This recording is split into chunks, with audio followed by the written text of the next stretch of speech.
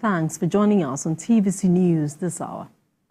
The Presidency has denied reports that the Qatari government refused President Tinubu's request to visit the country.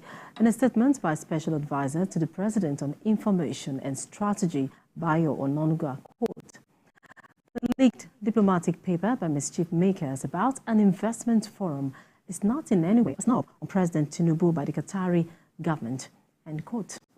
Mr. Onanuga says the event in question is to be held on the sidelines of President Tinubu's state visit, and it is being put together by the Nigerian Association of Chambers of Commerce, Industry, Mines and Agriculture, and Qatar's Chambers of Commerce. He also mentioned that President Tinubu will proceed to Qatar on the state visit, which is on the invitation of the Emir of Qatar, Tamim bin Hamad Al Thani. The President's special advisor emphasized that the state visit is aimed at strengthening the bilateral economic cooperation between Nigeria and Qatar. And to other matters, Oyo State government has announced its intention to take over suspected Chinese illegal lithium crushing facility located at Di Anyure along Ibadan-Ijebu Expressway. Governor of Oyo State, Seyi Makinde, stated this when he visited the facility alongside some of his officials. Governor Makinde noted that the Chinese company was registered by the federal government for car tire recycling and battery crushing, but was suspected to have been dealing in lithium production. Makinde added that such an activity violates the recently signed executive order against handling of harmful substances and illegal mining in the state. Well, you can see what's going on here. Still the same problem, illegal mining activities, and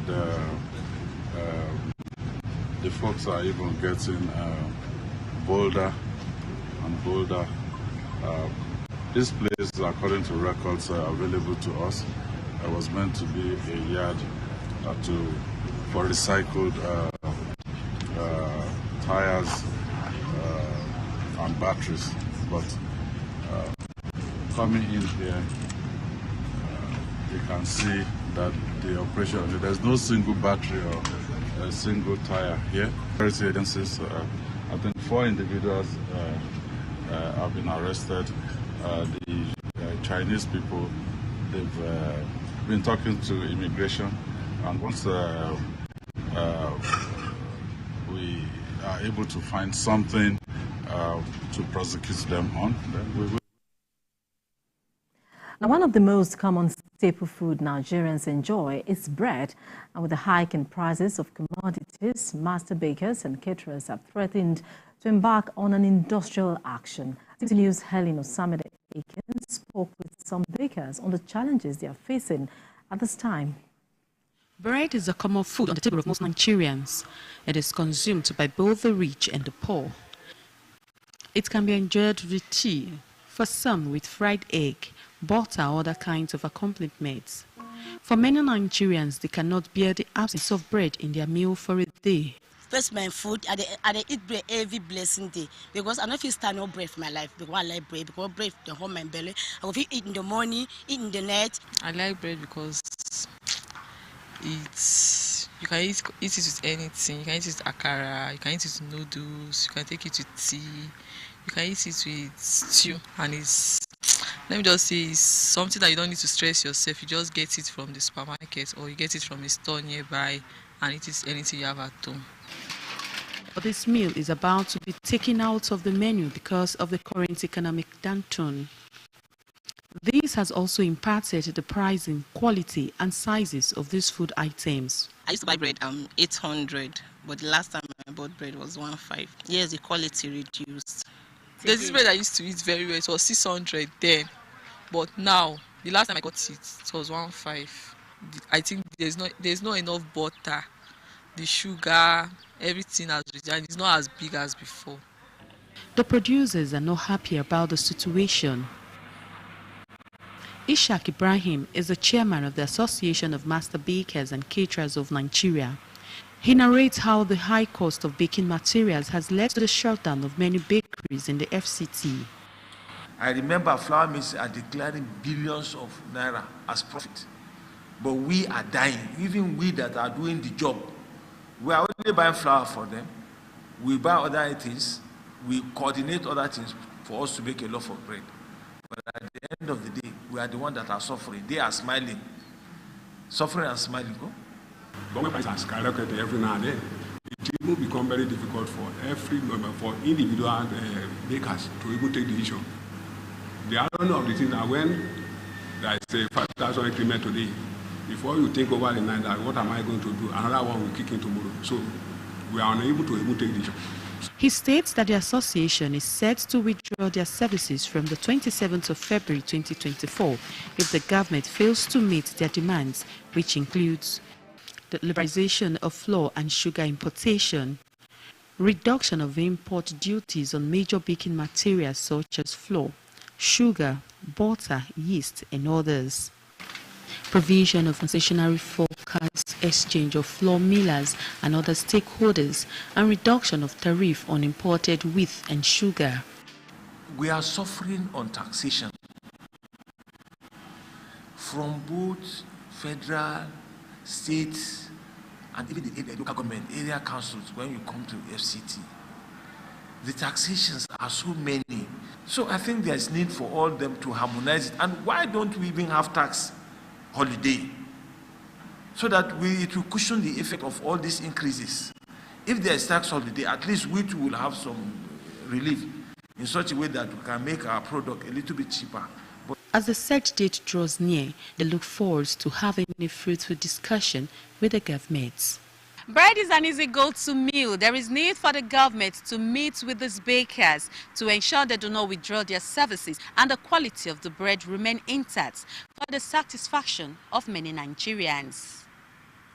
Helen Osamede Kings, TVC News, Abuja. The economic hardship faced in the country seems to be receiving attention from well-meaning Nigerians. This situation may not be unconnected with the removal of fuel subsidy in the country. With this in mind, Nigerians are now becoming their brother's keeper by helping the vulnerable with a means of livelihood. While complementing the efforts of the federal government, a non-governmental organization took to the streets of Lekki to meet with the needs of the less privileged.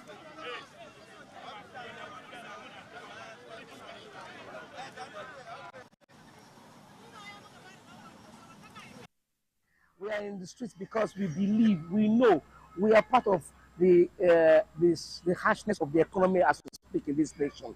And we know that the striving spirit of a Nigerian is to survive and to strive wherever they are. So we are giving back to the streets. We decide to give back to the society, which is coming to the streets to give to people who probably do not even know that we exist, but they need a sense of love and sense of loving feelings.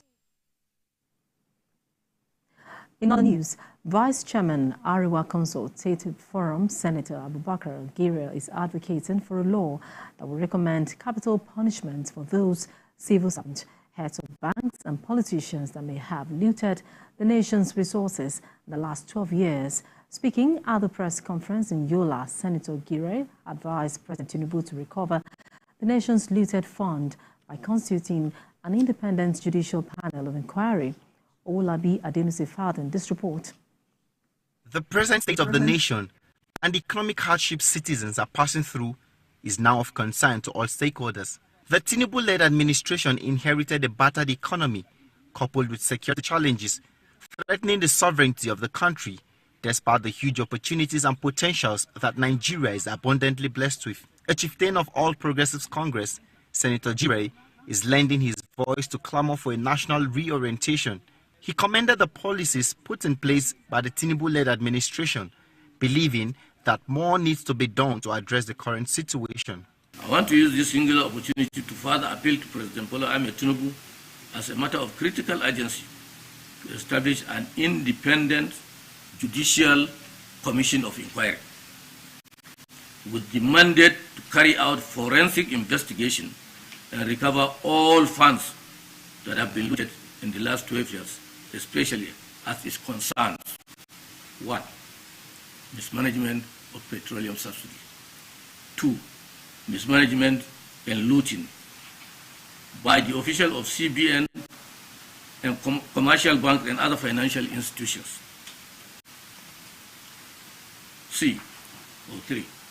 Carry out forensic investigation on fraud associated with tax, VAT, and other revenues accruing to the Federation, including tax waivers and the so-called ways and means. The lawmaker wants those that looted the nation's resources to be held accountable. The EFCC and ICPC should also arrest the massive misappropriation of resources belonging to states by all indicted criminals. Some state governors have almost transformed themselves to emperors and managing the state like personal entities, and are hugely responsible for foreign custody because of the manner they recklessly convert state resources to foreign currencies and keep them in their personal vault. Senator Jire, however, advised President Tinubu to do everything within his power to establish an equilibrium between the pump price of petrol and electricity tariff.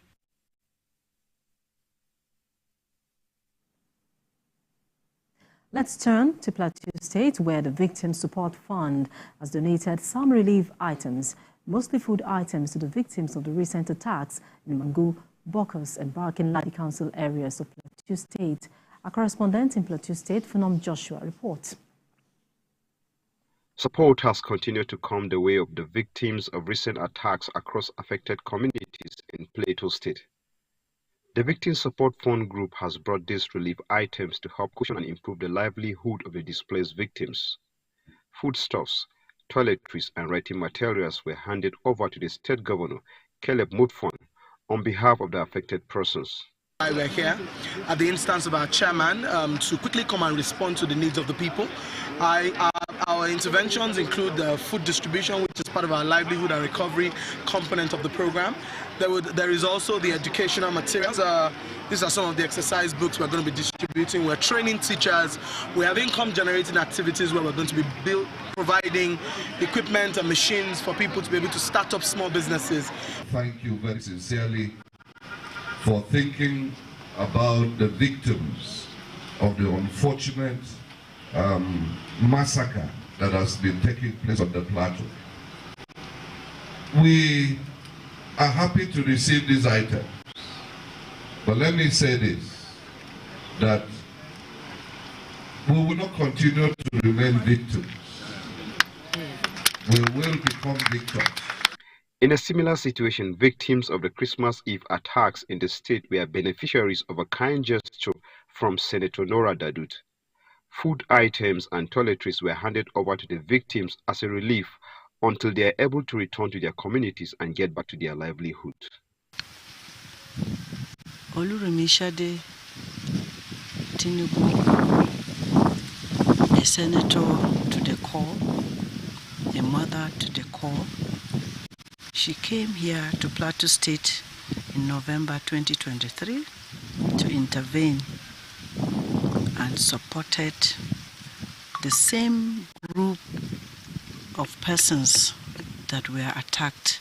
I'm among the people that I hate Muslim ticket. But with what Tinubu has done, without bias, he has bought my heart. That's what I've been crying for. Phenom Joshua, TVC News, Jos.